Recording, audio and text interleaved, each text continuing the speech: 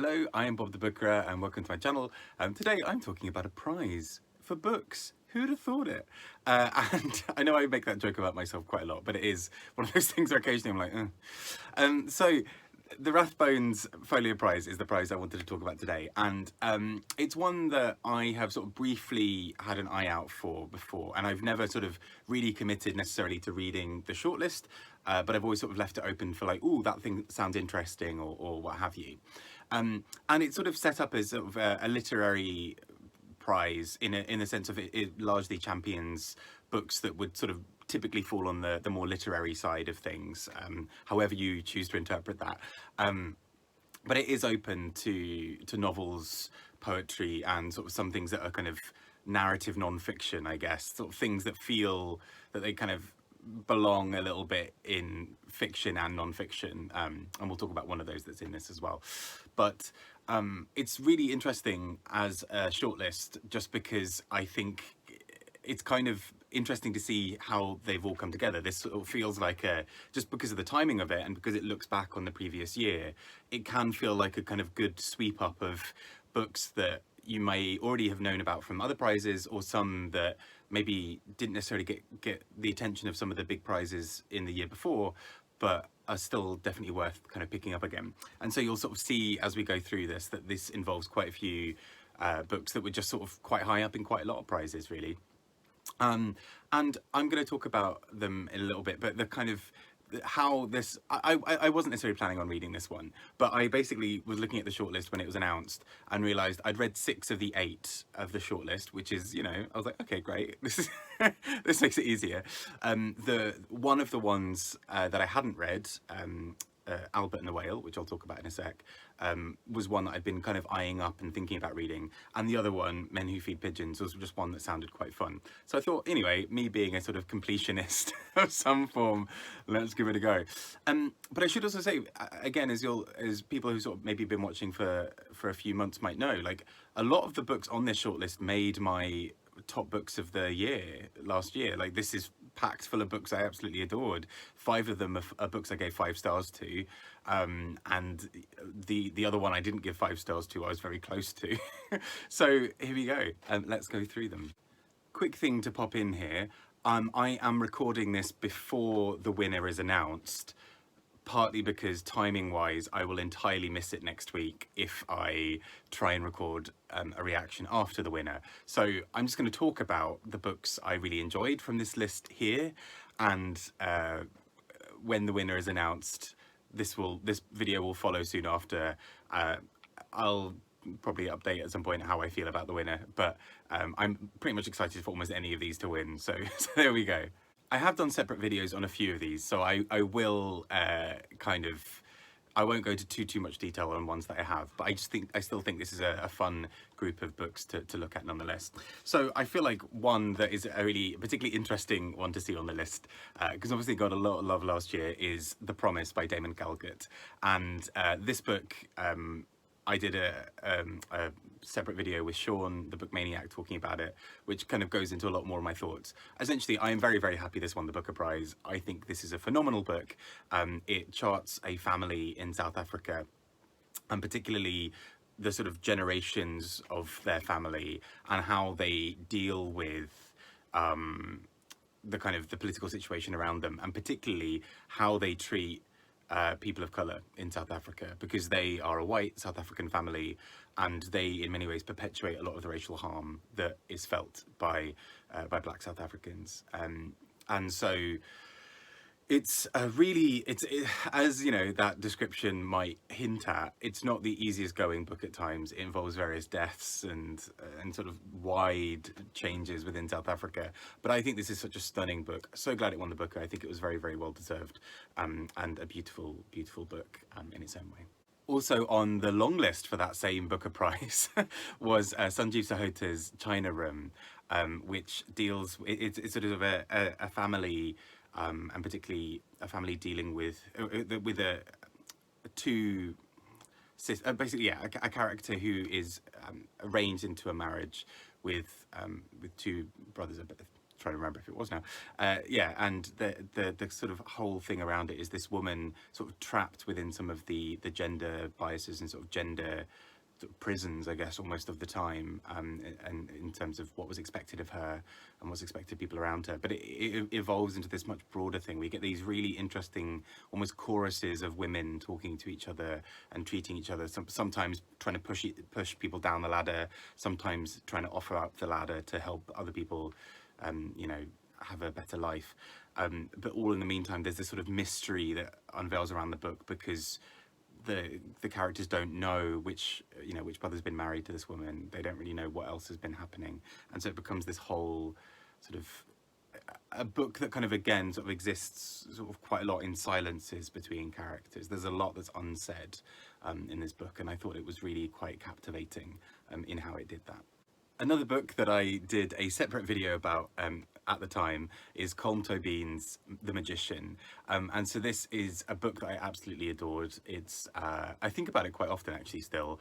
It's Colm Toibin looking into the life of Thomas Mann, the German writer, and particularly trying to follow his life and follow him sort of as he has this kind of complicated relationship with his home country of Germany, particularly when Nazism starts taking root and war starts and he sort of has to flee Germany, but also him sort of dealing with his own sexuality. And the book kind of gives quite a few nods to some of the books he'd later write, or some of the books that Thomas Mann wrote rather, and sort of how they might be linked to his personal life. So a moment that might have inspired Death in Venice, some of the family dynamics that maybe inspired things like Buddenbrooks and a few other books. But I just thought this book was so beautiful and clever and lyrical, and there's a real tenderness that Colm Toibin can muster in his writing anyway, but I think is especially on show here because we've got a gay writer in Colm Toibin writing about the gay writer, well, or kind of queer, it's sort of, it's you know, not to put a label on him, but you know, a queer writer in the sense of in Thomas Mann, and there's a sort of understanding of sort of these two men sort of reaching across to each other almost, that's really quite beautiful. And I found this book really quite moving and was sort of almost in tears just at the end of this book. It's just so beautifully handled, and delighted to see something like this on the list as well. Next up, another book that I think got a lot of love, and quite rightly, last year, Natasha Brown's Assembly. And this book is, I mean, only about 100 pages or so, and does so much with that space. It was shortlisted for the Goldsmiths, and I spoke about it a bit in my Goldsmiths video, but what I think is so clever about this is the way that this book looks, sort of turns its lens on what it's like to be a person of colour in the UK, and particularly a person of colour in various industries where sort of diversity is touted as a thing that they do, but there's no real evidence of it. And so the main character, a black woman, is navigating what that looks like when she's sort of wheeled out to give talks to young people to basically say, yeah, it's great, it's fine, you know, you can achieve anything and there'll be nothing holding you back when you get to this company, whilst at the same time navigating the fact that things are not working in that company for her. And it also does really clever things with language. It plays around a lot with words on the page, particularly looking at things like the dictionary definitions of black and white, and sort of the sort of various connotations that are implied within those.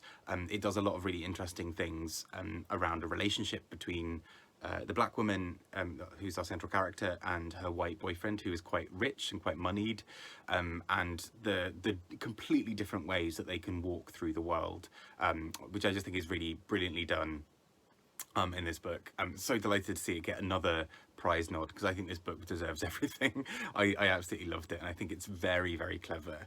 I can't really talk highly enough of it, but there's also a sort of medical sort of thing going on in the background with the character talking about a cancer scare and a sort of cancer diagnosis, and that is linked and sort of brought into the book in a really clever way of almost making a bit of a comparison between the sort of sickness of being in a society that doesn't welcome you or doesn't look after you, and your body as a sort of as sort of fighting something external almost as well. So yeah, really, really great book, and delighted to see it on this list. Next is a book that was one of my top books of the year as well last year, which is Claire Keegan's Small Things Like These. And I loved this. It's, again, a very, very short book, about 100 pages, and is a kind of, it sort of essentially looks a lot at the Magdalene laundries, sort of in, I think that's what they're called, aren't they? Yeah, in Ireland, and particularly this sort of, some of the real damage that was done to people through that whole system. You know, it involved a lot of people having kids taken away from them, or having to sort of work in really horrible conditions because they couldn't afford to look after their children. And it was sort of, you know, state sanctioned. It was, so many things happened that sort of behind the scenes on it that were really painful. And this book, I think what's so sort of clever about it is it's really able to show that story. And I think something that's really magical about the way that Claire Keegan tells it, and again in 100 pages is quite remarkable, is she sort of sets everything up, and it feels a lot like she's sort of getting things ready behind the scenes, and then sort of like suddenly reveals, and you're like, oh, that was all happening all along. I can't believe I didn't see that. And not necessarily in a big twisty way, but just sort of letting the details slowly build up and slowly take shape until as soon as you sort of see them properly, you can't unsee them. And I think that's a real strength of this book. Absolute beauty, and really delighted that it got a bit of love. I think it should continue to get some more love. It's brilliant. It's really great. Next is Gwendoline Riley with My Phantoms. And this is an interesting book actually as well, because I've seen lots of people sort of talk about how this was a real underappreciated gem of last year, and I'm kind of inclined to agree actually. It largely sort of kind of goes through the sort of family history of characters talking, and particularly detailing kind of past traumas and past difficulties with each other. And there's a real presence of dialogue and voice in this book. I listened to it as an audiobook, which really helped. But the way the characters spoke was so convincing. There's something so present about this book, the kind of pointedness of everything that goes on. And we sort of chart these characters going through their lives, and particularly dealing with those sorts of things that are left unsaid quite often in families, and how that really eats away at people over time. And this book, yeah, I think a lot of people have sort of said it hasn't just sort of hit various prizes in kind of a bit of a weird way. So I'm glad that this has sort of been swept up here. But I think it's just such a uniquely interesting book. And I kind of want to go back and reread it, because I think I was sort of focusing so much on dialogue with it that I didn't necessarily always pay attention to other bits. But I think it's just really well done, and really, really interesting. And that leaves me with the last two books, which were the two that I hadn't read at the time of the shortlist being announced. And I spoke about them recently in my weekly reads.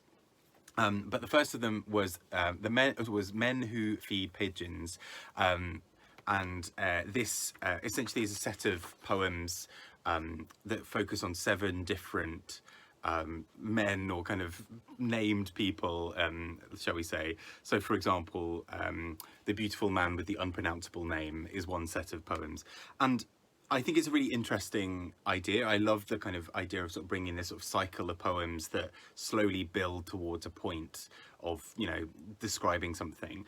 I think in some ways that was also my difficulty with the book, was that, to kind of give you an example of a double page spread, there are 6 poems on this double page spread, all sort of, I think, 4 lines each, or this one's I think 2, but yeah, these 2 here are 2 lines each, and you can count as well. I don't know why I'm saying that, but what was, I don't know, what sort of I found a bit difficult was they felt they were really interesting lines of poems. I kind of wanted them to be built into like a narrative that just kept pushing forward, whereas sometimes, and the poems did do that overall, but something about how short they were, I think after a while just made me feel a bit like it was a bit stop-start, and I felt like I should be maybe dwelling more on certain bits, or maybe should I read this quickly and kind of have it as a thing altogether. So maybe it's a me problem as well, but they were interesting lines and sort of almost like aphorisms, almost sort of like these little bits here and there, but I don't think I could fully connect in the way that was maybe intended for this collection. But at the same time, I think there'll be definitely people out there who'll enjoy this a lot more than I will. I just don't think it's my kind of thing necessarily, but I can totally see why it's on a shortlist like this, because I think it does something quite clever with form, and it's sort of quite playful and quite interesting. I think it does build to something. It just maybe wasn't for me. And finally, I did mention that this prize sort of is fairly open in terms of its sort of genres, and you know, we just saw a poem collection.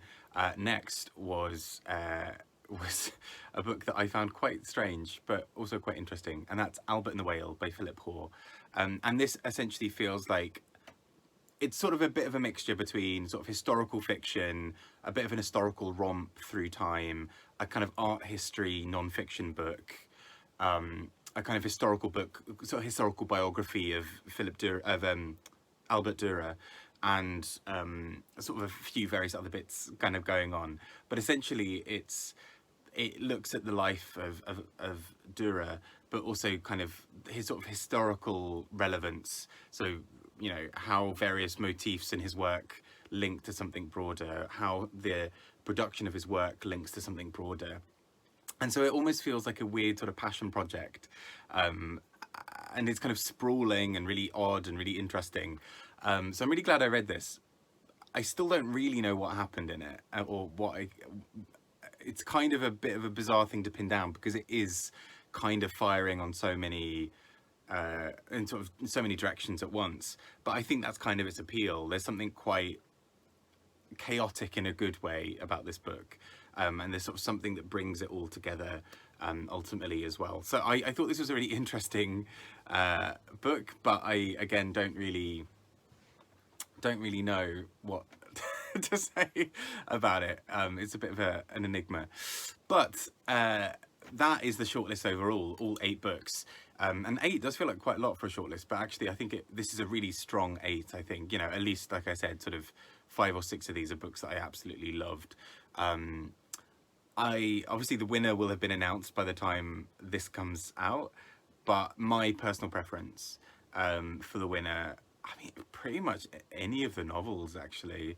I think they're all pretty grand. I'd really love to see something like Natasha Brown's Assembly win it, just because I think that book, it's been shortlisted for a few prizes but hasn't won anything. Same for the Claire Keegan Small Things Like These. And part of me would also just love to see Colm Toibin take it for The Magician, because I love that book. Or Damon Galgut to sort of do the double and also win this after winning the Booker. But either way, this is a really beautiful book, a set of 8 books. I really do urge you to check them out. And I'd love to hear your thoughts on these, particularly Gwendoline Riley's book, because I haven't heard that many people talk about it, and I'm really curious to hear what people actually thought about it. Anyway, I've been Bob the Booker, talking about a book prize. Take care and speak to you all soon. Bye bye.